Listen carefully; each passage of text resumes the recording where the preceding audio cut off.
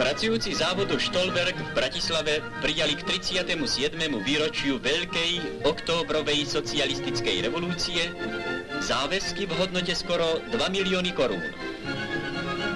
Medzi najlepšie dielne patrí oddelenie karameliek, v ktorom začali ako prvý pracovať podľa vnútropodnikového chozrasčotu. Ale ani v ostatných oddeleniach nezaostávajú.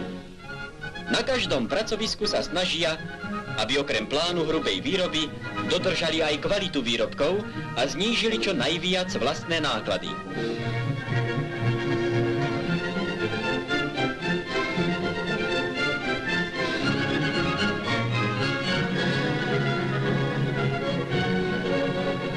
Radostný je teraz pohľad do výrobní, kde chystajú množstvo rozličného vianočného tovaru.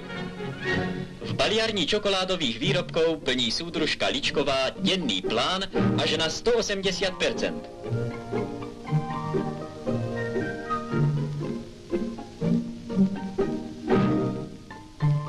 Dobrou organizáciou práce a spoločným úsilím všetkých zamestnancov získal závod Stolberg červenú zástavu ministerstva a ústredného výboru Zväzu zamestnancov potravinárskeho priemyslu.